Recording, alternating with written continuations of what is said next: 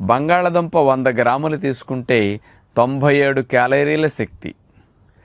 కూరగాయలు 100 గ్రాములు తీసుకుంటే 25 క్యాలరీల శక్తి. అంటే కూరగాయల కంటే 4 రెట్లు ఎక్కువ శక్తిని బంగాళదుంప అందిస్తుందన్నమాట.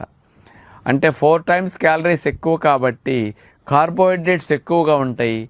తేలిగ్గా డైజెషన్ అయిపోయి త్వరగా బ్లడ్లోకి వెళ్ళిపోయి మరి శరీరానికి కావలసిన క్యాలరీస్ని పుష్కలంగా అందించేస్తాయి కదా.